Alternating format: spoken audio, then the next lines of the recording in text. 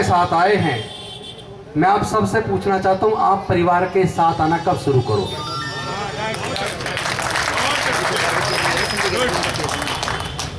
जरा कभी तो सोच के देखो, जो डॉक्टर बाबा साहेब अम्बेडकर जी ने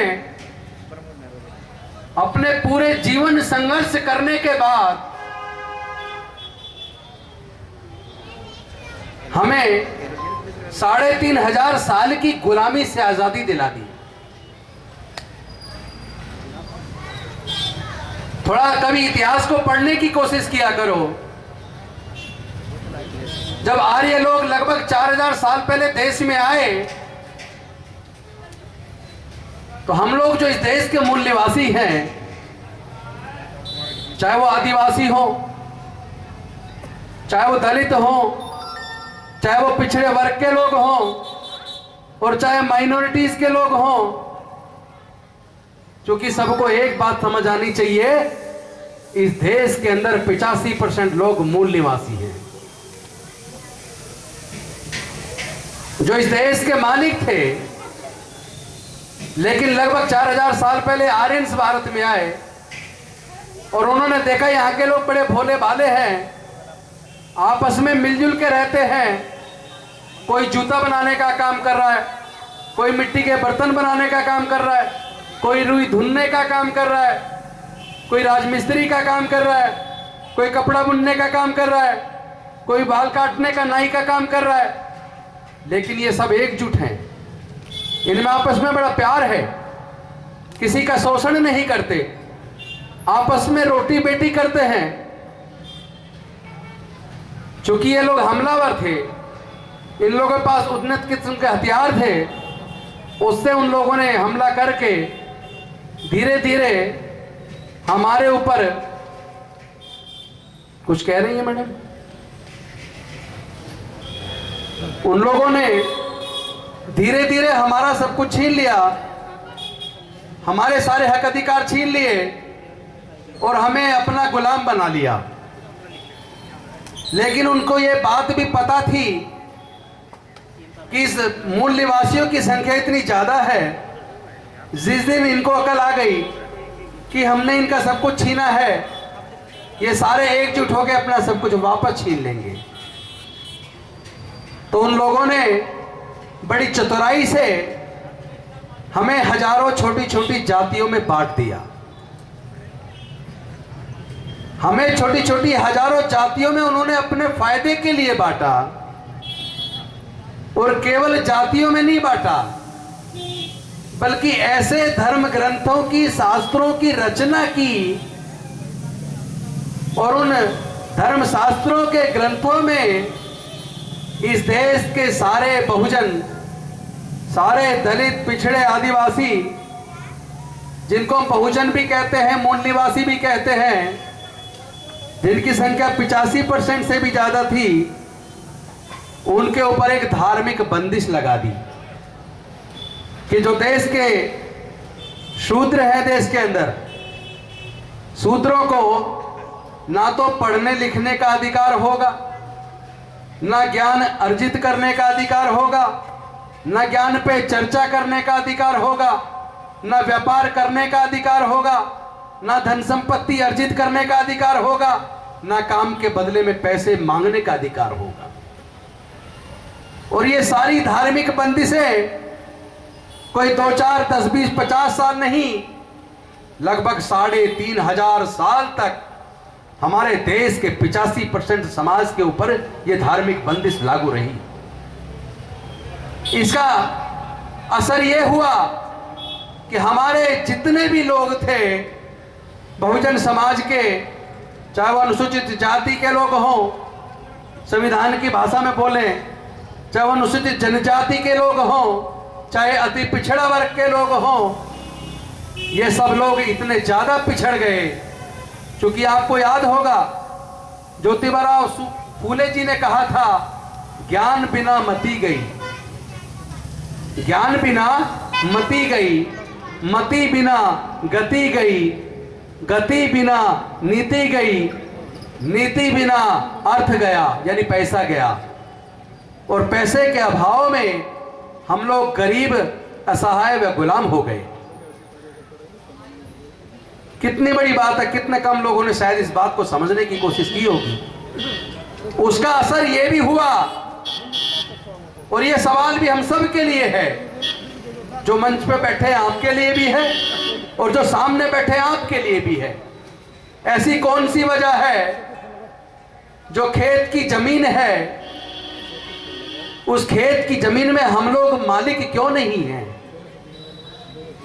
जो देश में प्राकृतिक संसाधन हैं, कोयले की खान, पत्थर की खान, सोने की खान, हीरे की खान, तमाम तरह की खनिज पदार्थ की खानें, नदियों से होने वाला उत्खनन, जंगलों से होने वाला उत्खनन, पहाड़ों से होने वाला उत्खनन, जहां से अरबों खरबों रुपया पैदा होता है। तो ये सवाल हम सब के लिए है। आप सबसे पूछना चाहता हूं, क्या कोई खेत की जमीन अपनी मां के पेट से लेके पैदा हुआ था? नहीं नहीं। देश के प्राकृतिक संसाधन क्या कोई अपनी मां के पेट से लेके पैदा हुआ था? अगर मां के पेट से लेके पैदा नहीं हुआ, तो फिर कुछ ही लोग उन सारे संसाधनों के मालिक क्यों हैं? हमारे इस बहुजन समाज के मेहनतकश लोगों के पास खेती की जमीन क्यों नहीं है? तमाम तरह के संसाधनों में हमारा हिस्सा क्यों नहीं है? देश के व्यापार में हम लोग क्यों नहीं है? देश के कॉलेजेस के मालिक हम क्यों नहीं है? देश के उद्योगों में हमारा हिस्सा क्यों नहीं है? देश के संसाधनों में हमारा हिस्सा क्यों नहीं है? क्या यह सवाल हमारे मन में पैदा नहीं होना चाहिए? लेकिन हमारे लोग इतनी बारीकी पे जाते नहीं। जब धम्म की बात करते हैं, बाबा साहेब की बात करते हैं, तो चर्चा में अपने परिवार को शामिल नहीं करते। ना कहीं उनकी पत्नी मिलेंगी, ना कहीं उनके जवान बच्चे मिलेंगे। अब आप यही देख लो, जितने लोग बैठे हैं कितने जवान हैं और कितने लोग 40 साल से ज्यादा की उम्र वाले हैं। ऐसे समाज बदलेगा क्या?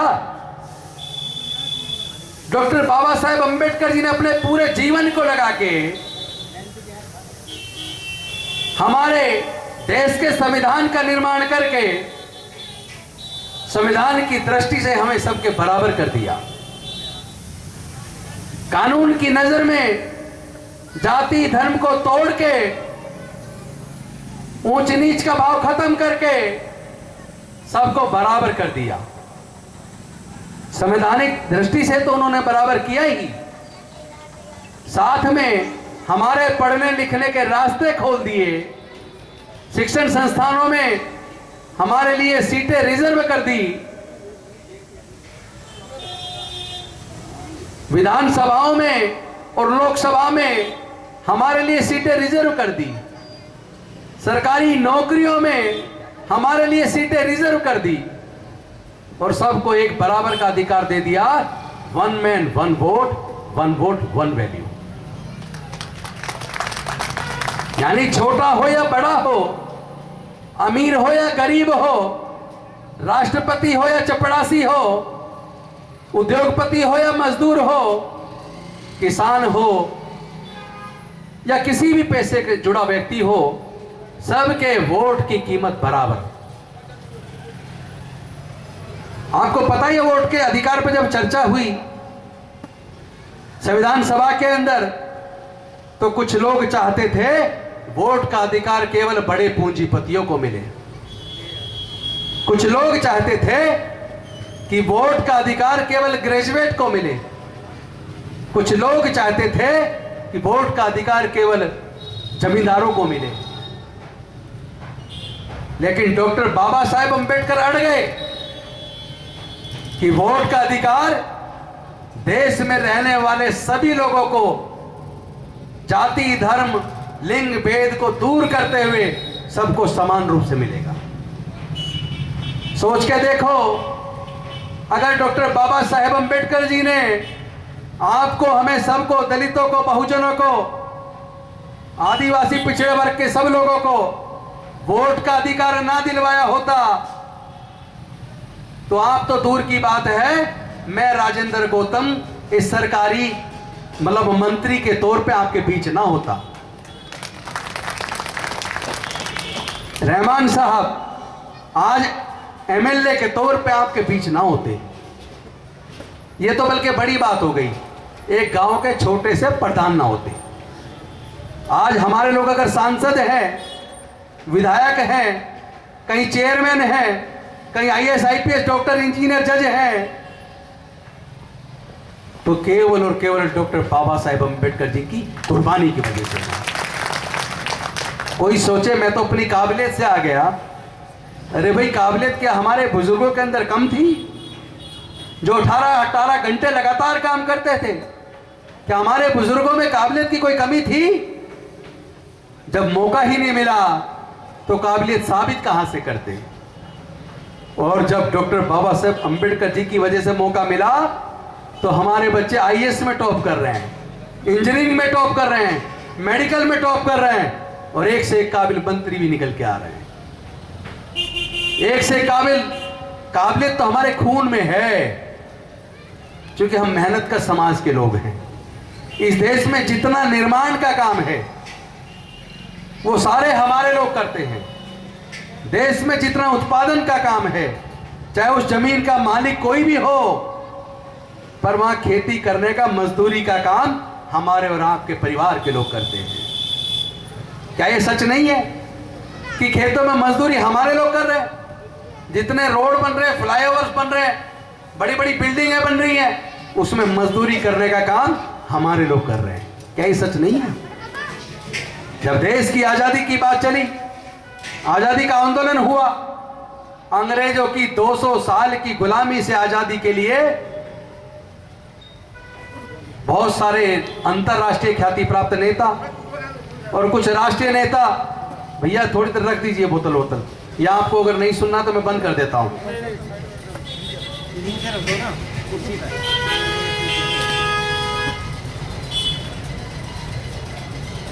मैं ये सोच के आया था कि आज अपने समाज के बीच में, अपने परिवार के बीच में अपने दिल की बात करूंगा। आपको अच्छी लगे तो मैं चलाऊं, वरना बंद करूं। मैं ये पूछना चाहता हूं आपसे कि जब आजादी का आंदोलन चला तो एक तरफ अंग्रेजों की गुलामी का आजादी का आंदोलन था, जो 200 साल की गुलामी से आजादी की आंदोलन लड़ा, और उसमें लाखों लोगों ने उस लड़ाई को लड़ा। कोई मुझे यहां बैठा आदमी बता दे, चाहे वो मंच के ऊपर है चाहे नीचे है, उस पूरे आजादी के आंदोलन में क्या कहीं दलितों की आजादी की भी चर्चा थी? क्या उसमें कहीं देश के मूल निवासियों के अधिकारों की चर्चा थी? क्या उस आंदोलन में देश की आधी आबादी, महिलाओं के हक और अधिकार की और आजादी की चर्चा थी? और अगर नहीं तो वो आजादी का आंदोलन क्या केवल 10% लोगों के हक अधिकार की आजादी का आंदोलन था? और एक तरफ 3500 साल की गुलामी से आजादी का आंदोलन, जो डॉक्टर बाबा साहेब अम्बेडकर जी ने अकेले चंद साथियों के साथ लड़ा। एक तरफ 200 साल की गुलामी, एक तरफ 3500 साल की गुलामी, एक तरफ लाखों लोग आंदोलन करने वाले, एक तरफ डॉक्टर बाबा साहब अम्बेडकर अकेले चंद साथियों के साथ आंदोलन करने वाले। एक तरफ तमाम तरह के औजार हथियारों का इस्तेमाल हुआ, लाखों की जान गई, और एक तरफ बिना खून बहाए, बिना किसी की जान लिए, अपनी विद्वता से, अपनी कलम से, अपनी काबिलियत से, अपनी योग्यता से डॉक्टर बाबा साहेब अम्बेडकर ने 3500 साल की गुलामी से इस देश के 92% लोगों को आजादी दिला दी, और संविधान लिख के इस देश की आधी आबादी महिलाएं, उनको भी आजादी दिला दी, उनको भी बराबरी का हक दिला दिया। तो कौन सी लड़ाई ज्यादा बड़ी थी? डॉक्टर बाबा साहेब अम्बेडकर की आजादी की लड़ाई ज्यादा बड़ी थी। लेकिन दुख कब होता है? दुख तब होता है जब जाति की वजह से हमारी किसी बहन की इज्जत लूट के उसकी हत्या कर दी जाए। दुख तब होता है जब केवल जाति की वजह से हमारे किसी भाई की मूंछ रख लेने मात्र से हत्या कर दी जाए। दुख तब होता है जब हमारा कोई युवा घोड़े पे चढ़ के अपनी बारात निकालना चाहे और उसकी हत्या कर दी जाए, दुख तब होता है। हम लोग इस देश के मूल निवासी होने के बावजूद मैं पूछना चाहता हूं, क्या हम लोग इंसान नहीं हैं? क्या हमें बराबरी का हक नहीं होना चाहिए? क्या हमारे लोगों की हत्याएं ऐसी चलती रहनी चाहिए? क्या हमारी बहन बेटियों की इज्जत लूटने और हमारे युवाओं की हत्या करने वाले लोगों को जो लोग माला डाल के सम्मान करने का काम करें, ऐसे लोगों को इस देश में होना चाहिए, इस देश की सत्ता पे होना चाहिए? क्या ऐसे लोगों का जवाब नहीं मिलना चाहिए? लेकिन मिलेगा कैसे जब आप लोग केवल घर के पुरुष ही आंदोलन के अंदर निकलेंगे और घर की बहनें नहीं निकलेंगी। एक व्यक्ति पढ़ता है तो अकेला पढ़ता है, लेकिन जब एक बिटिया पढ़ती है तो 3-3 पीढ़ी पढ़ती है, अपने घर को भी पढ़ाती है, अपने ससुराल को भी पढ़ाती है, आने वाली पीढ़ी को भी पढ़ाती है। तो आप लोग पहले मन में तय करें, जहां भी कोई सामाजिक आंदोलन की बात हो, सामाजिक सभा हो, डॉक्टर बाबा साहेब अंबेडकर जी के ऊपर विचार हो, तथागत बुद्ध के ऊपर चिंतन हो, कोशिश करो अपनी पत्नी और बच्चों को भी उसमें शामिल करो, वरना एक दिन तुम जवानी से बूढ़े होके मर जाओगे, लेकिन जिस परंपरा के लिए जीवन लगाया वो परंपरा अपने बच्चों में देके नहीं जा रहे। तुम तो कहते हो हम अम्बेडकरवादी हैं, हम बौद्ध हैं, लेकिन आपके बच्चे उसी लाठी को तेल पिला रहे हैं जो लाठी हमारे सर पे पड़ रही है। आपकी पत्नी और आपके बच्चे उसी व्यवस्था को ताकत देने का काम कर रहे हैं जो ताकत हमें गुलाम बनाती है। कुछ ही दिनों में देखना, आपकी यहां जितने लोग बैठे हैं उनमें से 90% लोगों की पत्नियां व्रत रखेंगी। किस लिए भाई? आप उन त्योहारों को मनाते हो जिन त्योहारों को हमारे पूर्वजों की षड्यंत्र से हत्या करने पर वो लोग सेलिब्रेट करते थे। हमारे पूर्वजों की हत्या को वो लोग सेलिब्रेट करते हैं, उन त्योहारों को आप भी मनाते हैं। तो क्या आप अपने बुजुर्गों की हत्या को सेलिब्रेट कर रहे हैं? क्या यह अकलमंदी है? क्या हम अपने हक अधिकार की बात को जानते और समझते नहीं हैं, या जानने के बावजूद मानते नहीं हैं? कैसे आजादी मिलेगी? डॉक्टर बाबा साहेब अंबेडकर जी ने अपना पूरा जीवन दिल लगा के जो कुछ वो हमें दे के गए, हम सारे लोग मिलके नया कुछ लेना तो दूर की बात है, जो वो दे के गए थे वो भी धीरे धीरे छिनता जा रहा है। नौकरियां लग जाया करती थी रिजर्वेशन की वजह से, लेकिन पिछले कुछ सालों में आप देख रहे होंगे सरकारी संस्थान बिकते जा रहे हैं। 4th क्लास की नौकरी पे बैन लगा के उसको आउटसोर्स कर दिया, ठेके पे भर्तियां हो रही है, और जहां ठेकेदारी प्रथा आ गई वहां आपकी नौकरियां रिजर्वेशन खत्म हो गया। तो जो बाबा साहेब दे के गए, हम सारे लोग मिलके उसको भी बचा के नहीं रख पाए। हमारे लोग संसद में भी थे, विधानसभाओं में भी थे, उनके होने के बावजूद उनकी आंखों के सामने हमारे हक अधिकार छीने गए और वो वहां चुप रहे और यहां तुम चुप रहे। अब क्या आप चाहते हो देश का आरक्षण बिल्कुल ही खत्म हो जाए? क्या आप चाहते हो देश के सरकारी संसाधन सारे प्राइवेट हाथों में चले जाए? अगर नहीं चाहते तो जब छिन रहा होता है तब बोलते क्यों नहीं? जरा 40 साल 45 साल पीछे जाकर देखो। मैं तो आपका बच्चा हूं, यहीं गोंडा में ही पैदा हुआ हूं, यहीं पला बड़ा हूं। आप याद करो 45 साल पहले आसपास के क्षेत्र में कहीं कोई पब्लिक स्कूल था क्या? नहीं था ना। कोई प्राइवेट कॉलेज था क्या? सरकारी स्कूल थे और सरकारी कॉलेज थे। तो अगर आप 10 मिनट और मुझे सुनना चाहें तो मैं थोड़ी सी बात और बता दूं, नहीं तो फिर मैं जय भीम करूं। आपका मन है सुनने का? तो अब आपको एक बात बताना चाहता हूं कि प्राइवेट कॉलेज क्यों खुले, ये प्राइवेट स्कूल क्यों खुले, शिक्षा का प्राइवेटाइजेशन क्यों हुआ, नौकरियों में प्राइवेटाइजेशन क्यों आया, ये सरकारी नौकरियों के बजाय प्राइवेटाइज क्यों हो रही है? और जो संस्थान भारत की सरकार को पैसे कमा के देते थे, वो संस्थान जो हमेशा फायदे में रहते थे, वो सारे संस्थान घाटे में कैसे चले गए? और वही संस्थान जब किसी बड़े पूंजीपति को बेच दिए जाते हैं, फिर से वो फायदे में क्यों आ जाते हैं? क्या इस बात के गणित को समझोगे या नहीं समझोगे? समझना चाहिए या नहीं? आप लोग को भी समझना चाहिए या नहीं?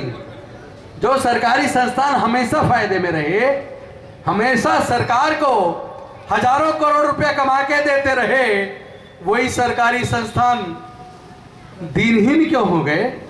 घाटे में कैसे हो गए? उनको बेचने की नौबत क्यों आ गई? इसका पहले एक छोटा सा एग्जाम्पल दूंगा, फिर अपनी बात पे वापस आऊंगा। BSNL किसका था? भारत सरकार का। VSNL किसका था? भारत सरकार का। MTNL किसका था? भारत सरकार का।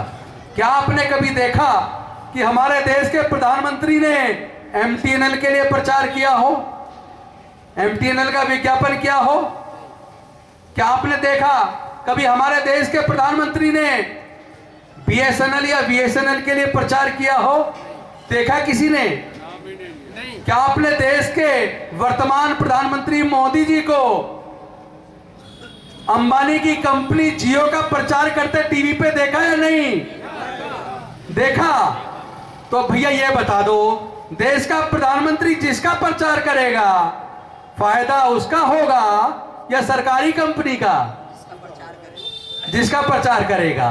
तो प्रचार तो रिलायंस की कंपनी जियो का कर रहे थे और बड़ा अच्छा लालच दिया पहले फ्री में। अब वो फ्री वाला कहां गया? आजकल वो कार्ड कितने में रिचार्ज होता है? समझ लीजिए, यहीं से सारी कहानी समझ में आती है। जब देश के प्रधानमंत्री जी इस बात को तय कर लें कि उन्हें अपने उद्योगपति दोस्तियों को और अमीर बनाना है और सरकारी संस्थानों को कमजोर करके, दीनहीन करके उन अपने उद्योगपति दोस्तों को बेच देना है, तो देश की संस्थान मजबूत होंगी, देश की कंपनियां मजबूत होंगी या उन उद्योगपति की कंपनियां मजबूत होंगी? उद्योगपतियों की होंगी ना। तो जो ऑयल कंपनी हमेशा फायदे में होती थी, जो ONGC हमेशा हजारों करोड़ का फायदा देती थी, जो स्टेट बैंक, दूसरे बैंक हमेशा फायदे देते थे, जो इंडियन रेलवे जिसमें सबसे बड़े कर्मचारी हैं हमेशा फायदे में होती थी, ये सारी की सारी कंपनियां, ये नवरत्न कंपनियां आखिर बीमार कंपनियां कैसे हो गई?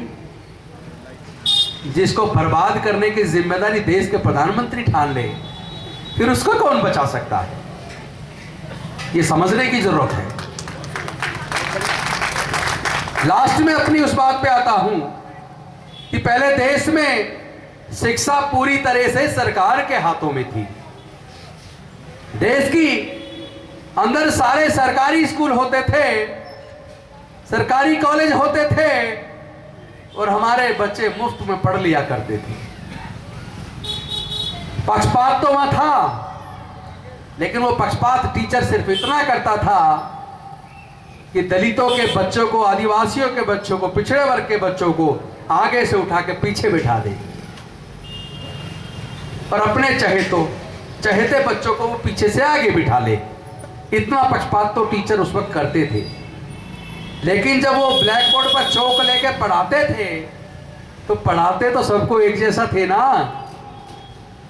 एक जैसा पढ़ाते थे ना।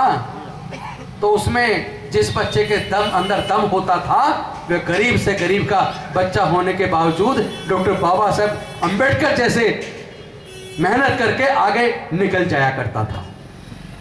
और बड़े से बड़े पैसे वाले का बच्चा या बड़े से बड़े सोकोल्ड अपर कास्ट का बच्चा जो मेहनती नहीं होता था, वो कमजोर रह जाता था। लेकिन चूंकि शिक्षा एक जैसी थी, एक समान शिक्षा थी, इक्वल एजुकेशन थी, तो उसमें हमारे कमजोर से कमजोर बच्चे जो लगनशील होते थे, वो कामयाब होते थे, वो कुछ बन के दिखा देते थे। जैसे आपके प्रेम प्रकाश जी थे, सीनियर IPS है यूपी में, सरकारी स्कूल से ही तो पढ़े हैं, यही सरकारी में पढ़े ना। मैं खुद गोंडा के एमसीडी के प्राइमरी स्कूल में पढ़ के, दिल्ली सरकार के स्कूल में पढ़ के, दिल्ली यूनिवर्सिटी में पढ़ के, और वकालत में 100 में से 99% केस जीतने का क्रिमिनल का रिकॉर्ड मैंने भी बनाया है, सरकारी से पढ़ के बनाया ना। इसका मतलब काबिलियत की बात हमारे समाज से मत करना, क्योंकि काबिलियत तो हमारे समाज के खून में बसती है, कूट कूट के भरी है। हम निर्माण करने वाले समाज हैं, हम उत्पादन करने वाले समाज हैं। हमारी योग्यता पे, हमारी कौशल पे प्रश्न चिन्ह मत लगाना। हम मरे हुए जानवर का खाल उतार कर जूते भी बनाना जानते हैं, बेल्ट भी बनाना जानते हैं, कैप भी बनाना जानते हैं, पर्स भी बनाना जानते हैं, बैग भी बनाना जानते हैं, जैकेट भी बनाना जानते हैं। हम लोग कपास से रुई भी बनाना जानते हैं, हम उससे धागा भी बनाना जानते हैं, हम कपड़े बनाना भी जानते हैं, हम लोग मिट्टी से बर्तन बनाना भी जानते हैं। ऐसा कोई कौशल नहीं है दुनिया का जो हमारे अंदर कूट कूट के ना भरा हो। तो हमारे लोग पढ़ने लिखने लगे, मेहनत करने लगे, बाबा साहेब के दिए रिजर्वेशन की वजह से नौकरियों में आने लगे। हमारे लोग जज बनने लगे, डॉक्टर बनने लगे, इंजीनियर बनने लगे, आईएएस आईपीएस बनने लगे, और मेहनत करके जब अफसर बनने लगे तो उसी अफसर के अंडर में, जब उसी के बचपन में साथ पड़ा हुआ जिसका पढ़ाई में मन नहीं था, जब वो वहां चपड़ासी होता है, और उसी बहुजन समाज का गरीब परिवार का बच्चा रात दिन मेहनत करके दिए लालटेन में पढ़ के जब अफसर बन के उसके सर पे आके बैठता है तो उसको दर्द होता है। जब उसको दर्द होता है और वो देखता है कि जो समाज 18-18 घंटे हमारे घर पे काम करता था, 12-12 घंटे हमारे खेत में काम करता था, 14-14, 15-15 घंटे काम करने के बाद भी पैसे नहीं मांगता था, आज उसी समाज का मजदूर काम के बदले में पैसे मांगने लगा है, 8 घंटे से ज्यादा काम करने पे ओवर टाइम मांगने लगा है, बड़े बड़े पद पे आके बैठ गया है। इसके पास बोलने की ताकत कहां से आएगी? इस गूंगे बहरे समाज को जब उस पर उन्होंने चिंतन किया तो उनको समझ आया कि ये ताकत इस समाज को पढ़ने लिखने की वजह से आई है। अब इनको ज्ञान मिल गया। हजारों साल तक तो हमने इनके ज्ञान के रास्ते पे बंदिश लगा के रखी, इनके पढ़ने लिखने पर बंदिश लगा के रखी, इनके व्यापार करने पे बंदिश लगा के रखी, इनके धन संपत्ति अर्जित करने पे बंदिश लगा के रखी। लेकिन इस डॉक्टर बाबा साहब अम्बेडकर ने इन लोगों के पढ़ने लिखने के रास्ते, व्यापार के रास्ते, तरक्की के रास्ते, नौकरी के रास्ते खोल दिए, तो आज ये हमारे सर पे बैठ गया। तो ये सब पढ़ने लिखने और नौकरी की वजह से आया है। अब इनके हाथ से पढ़ाई छीननी है और इनके हाथ से सरकारी नौकरी छीननी है। यहां से षड्यंत्र की शुरुआत हुई। प्रजातंत्र में 1 मैन 1 वोट 1 वैल्यू बाबा साहब दे गए, तो वोट की वजह से बड़े से बड़ा नेता हाथ जोड़ के हमारी झुक्की में आएगा। तो वोट चाहिए तो पढ़ाई के रास्ते कैसे बंद करें? वोट चाहिए तो सीधा सीधा रिजर्वेशन को कैसे खत्म करें? तो उन्होंने रास्ता निकाला, सीधे हाथ से नहीं, उल्टे हाथ से घुमा के कान पकड़ो। तो क्या किया? सरकारी स्कूलों को कमजोर करते चले जाओ, टीचर भर्ती मत करो और प्राइवेट स्कूल खोलते चले जाओ। नए सरकारी कॉलेज खोलो मत और प्राइवेट कॉलेज खोलते चले जाओ। सरकारी अस्पताल खोलो मत, प्राइवेट अस्पताल खोलते चले जाओ। और सरकारी संस्थानों को बेचते चले जाओ। जो बिक जाएगा वहां सरकारी रिजर्वेशन की जो नौकरी वो बंद हो जाएगी। 4th क्लास एम्प्लॉयमेंट बंद कर दो, ये 4th क्लास में ही 80% लोग इन नौकरी में आना बंद हो जाएंगे। इस तरीके से एक तरफ शिक्षा इतनी महंगी कर दी, एक बच्चे की मध्यम दर्जे के प्राइवेट स्कूल की फीस का खर्चा, वर्दी का खर्चा, किताबों का खर्चा, ट्रांसपोर्ट का खर्चा, और उसके साथ साथ जितने भी पब्लिक स्कूल में बच्चे पढ़ते हैं सारे घर पे ट्यूशन पढ़ते हैं, उसके ट्यूशन का खर्चा। यानी एक बच्चे की पढ़ाई पे मध्यम दर्जे के पब्लिक स्कूल में 8 से 10 हजार रुपया महीना खर्च होता है। हाई क्लास स्कूल की बात नहीं कर रहा हूं, मध्यम दर्जे के पब्लिक स्कूल की बात कर रहा हूं। तो एक बच्चे पे अगर 8 से 10 हजार रुपया खर्च होगा पढ़ाई पे, हर परिवार में कम से कम 2 बच्चे हैं, तो 2 बच्चों की पढ़ाई पे कितना लगेगा? 15 से 20 हजार रुपया महीना। और हमारे समाज के 98% लोग ऐसे हैं जिनके पूरे परिवार की इनकम 15 से 20 हजार रुपया महीना भी नहीं है। तो कहां से तो वो पब्लिक स्कूल में पढ़ाएगा और कहां से अपने बच्चों को खाना खिलाएगा, कहां से वो बच्चों को अच्छा इलाज देगा? इतना महंगा कर दो कि शिक्षा को इन दलितों से, बहुजनों से, आदिवासियों, पिछड़े वर्ग से छीन लो। तो ये जो पब्लिक स्कूल खोले गए और सरकारी स्कूल कमजोर किए गए, ये इस देश के बहुजनों से उनके पढ़ने लिखने के अधिकार को छीनने वाला काम था। और दूसरी तरफ आईटीडीसी बेचा, बाल्को बेचा, नाल्को बेचा, रेलवे बिक रहा है, अपना एयरपोर्ट बिक रहे हैं, प्राइवेटाइज हो रहे हैं ना। और बड़ी बड़ी कंपनियां सारी बिकती जा रही हैं। बहुत जल्दी भारत पेट्रोलियम, ओएनजीसी, ये सब कंपनी भी बिकने वाली है। एमटीएनएल को ठिकाने लगा दिया, जियो को आगे बढ़ा दिया। ये सारी साजिशें केवल और केवल इस देश के बहुजन समाज को दोबारा से गुलाम बनने की साजिश है। ये बात आपको, हमें, आपको सबको आज समझ आ जाए तो अच्छी बात है, वरना कल कोई हमें गुलाम बनने से बचा नहीं सकता। डॉक्टर बाबा साहेब अंबेडकर दोबारा वापस आने वाले नहीं हैं। माननीय कांसीराम साहब दोबारा वापस आने वाले नहीं हैं। और ना ही देश के अंदर दिल्ली जैसी सरकार है जिसने सरकारी स्कूलों को, देश का टोटल बजट का 26% बजट खर्च करके सरकारी शिक्षा को मजबूत करने का काम किया हो। देश के अंदर कोई दूसरी सरकार नहीं है जिसने एक के बाद एक सरकारी अस्पताल खोलने का काम शुरू किया हो और हर कॉलोनी के मोहल्ले पे मोहल्ला क्लिनिक बनाने का काम किया हो। ऐसी देश के अंदर कोई दूसरी सरकार नहीं है। और देश के अंदर शायद ऐसी भी सरकार नहीं है कि आपका बच्चा गरीब है, डॉक्टर बनना चाहता है, इंजीनियर बनना चाहता है, आईएएस बनना चाहता है, आईपीएस बनना चाहता है, बैंक की नौकरी में जाना चाहता है या किसी और नौकरी में जाना चाहता है। लेकिन आजकल नौकरी केवल ऐसे पढ़ने से नहीं आती। एग्जाम ऐसे डिजाइन किया जा रहा है, जो बच्चे कोचिंग लेते हैं वही बच्चे पास होते हैं। और कोचिंग का खर्चा लाखों रुपए में है। हमारे समाज के ज्यादातर लोग, 99% लोग लाखों रुपए की कोचिंग का खर्चा नहीं उठा सकते।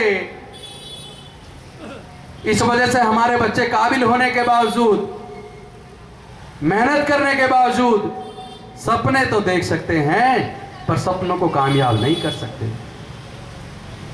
लेकिन भला हो दिल्ली की अरविंद केजरीवाल जी के नेतृत्व की सरकार का, जिसने मुझे यह मौका दिया कि हमने जय भीम मुख्यमंत्री प्रतिभा विकास योजना बना के दिल्ली के 15,000 बच्चों को आईएएस की कोचिंग, आईपीएस की कोचिंग, जुडिशरी की कोचिंग, इंजीनियरिंग की कोचिंग, मेडिकल की कोचिंग और तमाम तरह के कॉम्पिटिटिव एग्जाम्स की कोचिंग करने का खर्चा दिल्ली की सरकार उठा रही है। और केवल कोचिंग का खर्चा नहीं उठा रही। जब यह स्कीम मैंने बनाई थी तो मैंने सोचा अगर कोचिंग करने मान लो 20 किलोमीटर जाना है और आने जाने के लिए बच्चे का 2,000 रुपये लगेगा और उनके पेरेंट्स के पास तो 2,000 रुपया देने के लिए भी नहीं है, तो वो बच्चे कोचिंग लेंगे कैसे? तो हमने तय किया, मैंने मुख्यमंत्री जी से बात की और हम 2,500 रुपया महीना कोचिंग से अलग बच्चे को आने जाने के लिए, किताब कॉपी खरीदने के लिए भी दे रहे हैं। तो अगर हम ये कर सकते हैं, दिल्ली की सरकार ये कर सकती है, तो क्या देश के बाकी राज्यों की सरकार ऐसी योजना नहीं बना सकती जो गरीब से गरीब के बच्चों को उसके सपने को साकार करने का मौका दे सके? तो साथियों, मैं अपनी अब बात के अंत में आता हूं। सबसे पहले तो आपको शुभकामनाएं देता हूं कि अंबेडकर चौक आज बाबा साहेब की इस नई मूर्ति के लगने के बाद ये जो जगह थी ये और भी ज्यादा खुशहाल हो गई। मैं आप सबको इसके लिए धन्यवाद करता हूं। और आप सबको बधाई भी देता हूँ, और साथ के साथ इसके लिए भी धन्यवाद देता हूँ क्यों जो विचार चिंतन मनन मैं कर रहा हूँ ये मेरा अपना बनाया हुआ नहीं है। ये चिंतन मनन डॉक्टर बाबा साहब अम्बेडकर, माननीय कांचीराम साहब करके हमें देके गए हैं। वो अलग बात है कि उनकी बताई हुई बातों को हमने ढंग से सुना नहीं, हमने ढंग से समझा नहीं, वरना ये देश प्राइवेटाइजेशन की तरफ नहीं बढ़ता, वरना इस देश में private engineering college, medical college, management college ना बनते, वरना इस देश में इतने पब्लिक स्कूल ना बनते, इस देश में इतने प्राइवेट हॉस्पिटल ना बनते। अगर हम बाबा साहब की बात को हमने माना होता, माननीय कांचीराम साहब की बात को हमने माना होता, अपने वोट की कीमत को पहचाना होता, तो आज सरकारें हमारे इच्छा से हमारे ऐसे लोगों की बनती जिनकी विचारधारा बाबा साहब वाली होती।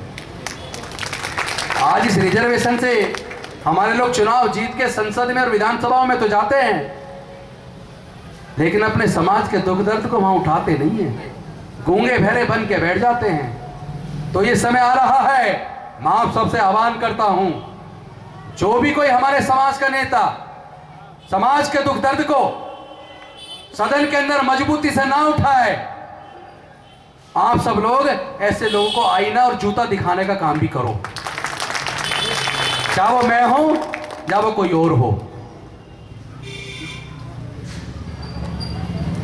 तो ये जो लगातार बहन बेटियों की इज्जत लूट रही है, युवाओं की हत्या हो रही है, अब मन बना लो, आने वाले समय में हमें अब किसी बहन की इज्जत लूटने नहीं देंगे, किसी भाई की हत्या होने नहीं देंगे।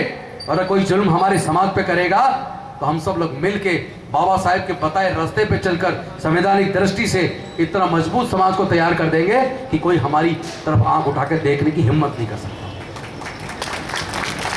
लास्ट में सिर्फ एक बात कहूंगा, इस लड़ाई को लड़ने के लिए किसी बंदूक की हथियार की जरूरत नहीं है, इस लड़ाई को लड़ने के लिए किसी लाठी की जरूरत नहीं है, सिर्फ एक ही काम की जरूरत है, हम 85% एकजुट हो जाएं और 85 को देख के किसी 15% की हिम्मत नहीं है कोई आंख दिखा दे। अपने आप को ताकतवर बनाओ, अपने आप को एकजुट करो, अब एक दूसरे की मदद करो, किसी के साथ भी कोई परेशानी हम सब लोग उसकी मदद करें। और जहाँ भी ऐसी सामाजिक सभा हो, जहाँ भी कहीं धार्मिक हमारा आयोजन हो, वहाँ अपने परिवार के साथ शामिल हो, अपनी यही सारी बातें अपने बच्चों को बताएं, अपनी बीवी को बताएं, और उन चीज़ों से उन्हें बाहर लाओ, निकाल के उस परंपराओं से बाहर निकालो। और जो परंपरा तथागत बुद्ध की, मानव कांचीराम साहब तक पहुंची, संत कबीर जी से होते हुए, संत गुरु रविदास जी से होते हुए, डॉक्टर बाबा साहब अम्बेडकर जी से, फूले जी से होते हुए, जो परंपरा हमें मिली है, हमारी संस्कृति इतनी रिच है। हमारे पूर्वज बौद्ध थे, हमारे पूर्वज बौद्ध थे, और जब भारत बौद्ध में था तो म्यांमार से लेके, जिसे वर्मा बोलते थे पहले, वहां से लेके अफगानिस्तान तक पूरा बौद्ध में भारत था। तब भारत सोने की चिड़िया था। तब नालंदा यूनिवर्सिटी, तक्षशिला यूनिवर्सिटी ऐसी बड़ी यूनिवर्सिटी देश में थी कि विदेशों से लोग पढ़ने यहाँ आते थे, वेनसांग आए, फाइयान आए, और आज हमारे लोग विदेश जा रहे हैं। मतलब ये मेरिट वाले लोग, काबिल लोग, इनकी बनाई संस्थाएं इतनी कमजोर हो रही हैं, इन सब के होने के बावजूद सरकारी संस्थान बिक रहे हैं। इनकी योग्यता पे प्रश्न चिन्ह लग रहा है, हमारी योग्यता पे प्रश्न चिन्ह मत लगाना। देश के हुक्मरान तुम हो, देश कमजोर हो रहा है तो तुम जिम्मेदार हो, तुम्हारे अंदर मेरिट नहीं है। तो साथियों, मैं आप सबका बहुत आभारी हूँ, आप सबने मुझे बुलाया, और इस बात के लिए भी आभारी हूँ कि आपने मुझे इतनी देर तक सुना। लेकिन निवेदन है, अगर आपको मेरी बात पसंद आई हो तो मेरी बात को मानने का और उस पर चलने की कोशिश करना, तो मेरे बोलने का फायदा है, वरना तो मेरी एनर्जी सारी वेस्ट जाएगी। मैं पूरे देश में, देश के कोने कोने में आजकल यही काम कर रहा हूँ, राजनीति कम, समाज को जोड़ने की बात कर रहा हूँ। जाति तोड़ो समाज जोड़ो, जाति तोड़ो समाज जोड़ो, इस बात पे मैं काम कर रहा हूँ। आप सब लोग यहाँ आए, आप सब ने मेरा बड़ा अच्छा स्वागत किया, मैं आभारी हूँ, बहुत बहुत धन्यवाद। जय भीम, जय भारत, जय भीम, जय भीम।